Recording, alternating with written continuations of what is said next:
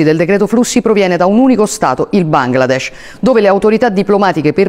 আসসালামু আলাইকুম, আশা করি সবাই ভালো আছেন। It's me Ashraful Islam Lalon, Ashraful Islam Lalon Italy page এবং ইউটিউব চ্যানেল যে যেখান থেকে দেখছেন সবাইকে আন্তরিক ভালোবাসা ও অভিনন্দন। যারা ফেসবুকে থেকে দেখছেন ফেসবুক পেজটি লাইক ফলো শেয়ার দিয়ে এবং ইউটিউব চ্যানেলটি সাবস্ক্রাইব করে পাশে থাকুন, ধন্যবাদ।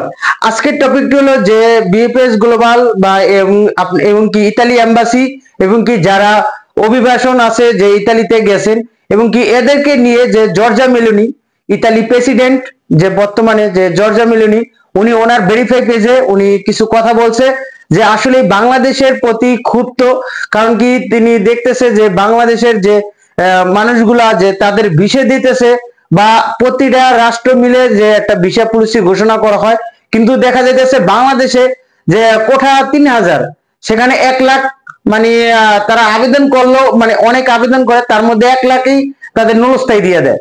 তো এইভাবে পর্যায়ক্রম যারা যে এরকম ভাবে করতেছে, তো তারা তথ্য পেয়ে যে ইতালিতে আসলে অ্যাম্বাসিডর যে ইতালি থেকে পাঠাইছে যে বাংলাদেশের ঢাকা বিএফএস গ্লোবালে যে অ্যাম্বাসিডর, হ্যাঁ তাদের কাছ থেকে কিন্তু নিউজ নেয় যে একটা দেশ থেকে যে কতগুলো আবেদন করে বা কতগুলা যে পাসপোর্ট জমা দেয়। তো নুলস্থার যে কোঠা যে এত কম যে 3000 যেখানে সেখানে 1 লাখ পাসপোর্ট জমা পড়ে যায়। যে এম্বাসিতে দেখেন যে আমরা মনে করে দেখা যায় যে আশেপাশে যারা যে নুলস্থার জন্য বলতে যে আপনার ইতালিতে অ্যাপ্লাই করছে, হ্যাঁ আত্মীয় স্বজনের মাধ্যমে অ্যাপ্লাই করছে, কিছুদিনের মধ্যে দেখা যায় কি তারও নুলস্থা উঠে গেছে। মানে ঘরে ঘরে সবারই নুলস্থা ওঠে। তো নুলস্থা এত পরিমাণ যে ওঠে আসলে একবার আবেদন করলে দেখা যাইতেছে কি কিছুদিন পরেই সেই নুলস্থা পেয়ে যাইতেছে। তো সবাই কি নুলস্থা দিতেছে ইতালি? এটা কি কখনো সম্ভব যে ইতালি সবাইকে নুলস্থা দিতেছে? কিন্তু আপনি দেখবেন যে প্রতিবেশী একজনে সে আবেদন করছে, শুনছেন, কিন্তু কিছুদিন পরে সে আবার নুলস্থা পেয়েছে।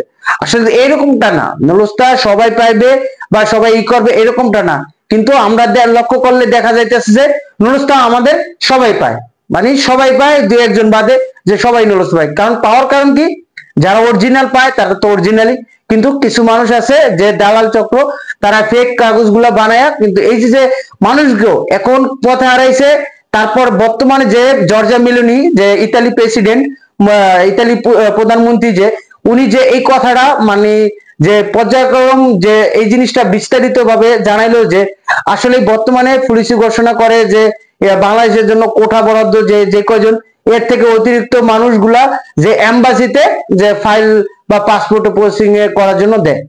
তো এত ফেক নুলস্থা জমা পড়ার কারণে এখন হয়তো ইতালি অ্যাম্বাসিডর এটা ইতালি প্রেসিডেন্টের সাথে হয়তো কথা বলছে বা এরকম একটা কিছু, না হয় যে তার ভেরিফাই পেজে তিনি এই কথা বললো যে আর কিছু লোক আছে যে ইতালিতে গিয়ে আপনার ওই মালিকের আন্ডারে যান, যে মালিকের আন্ডারে নুলস্থা ওঠে সেই মালিকের আন্ডারে যান, কিন্তু যাওয়ার পরে মালিকের খোঁজ খবর রাখে না বলেন, কিন্তু আপনি যার মাধ্যমে যান সেই মালিকের সাথে পরিচয় করা যায় না, ওই পর্যন্ত আপনাকে নিয়েই যায় না।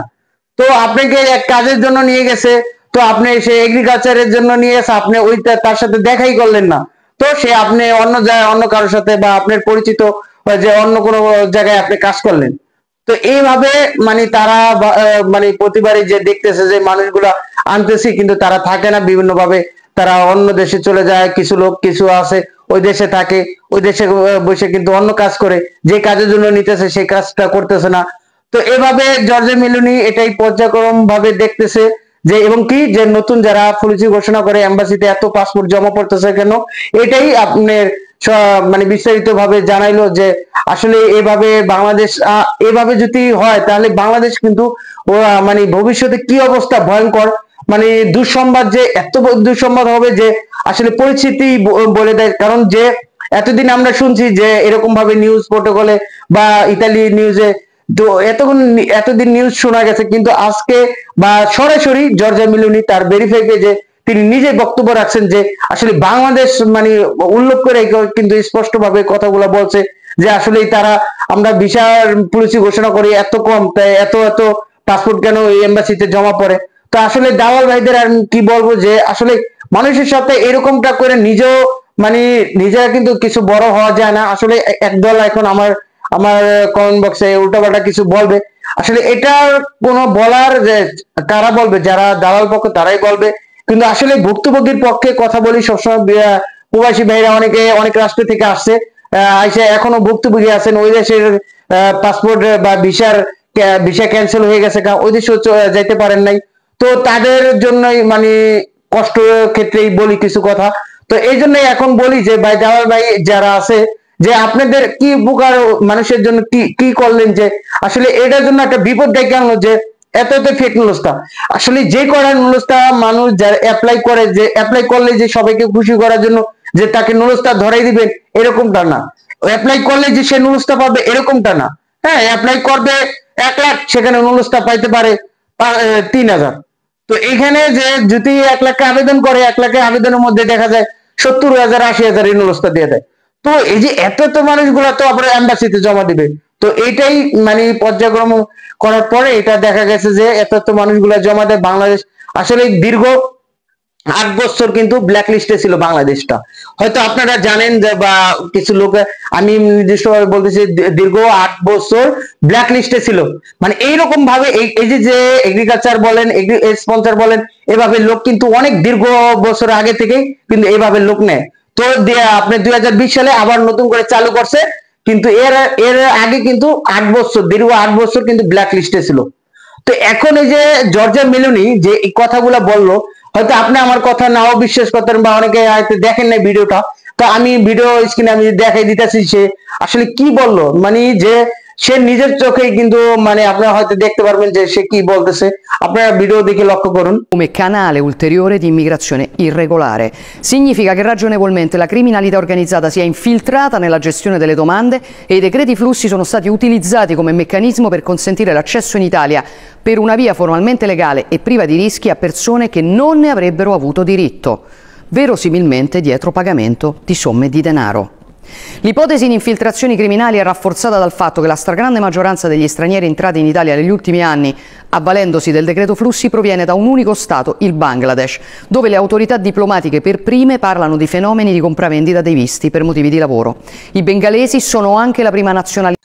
আসলে এইগুলা আপনারা ভিডিওটা দেখলেন যে আসলে এইভাবে বাংলাদেশকে মানে উল্লেখ করে এই কথাগুলা বলতেছে যে বাংলাদেশে নুলস্তা পুলিশি ঘোষণা দেওয়ার সাথে সাথে তারা নুলস্তা পায় অল্প কিছু, কিন্তু তারা মানে এর থেকে বেশি বেশি বেশি মানে পাসপোর্ট গুলা জমা পড়ে নুলস্তা পায় মানে দালালের মাধ্যমে নুলস্তা দেয় বাংলাদেশি ভাইদের। তো তারা আবারও এম্বাসিকে মানে পাসপোর্ট জমা দেয়। তো এই যে ঝামেলাটার কারণে আসলে বাংলাদেশে একটা ব্ল্যাক লিস্টে পড়ে যাবে। আসলে এভাবে যদি করে মানে আসলে সবারই স্বপ্নটা ভঙ্গ হয়ে যাবে।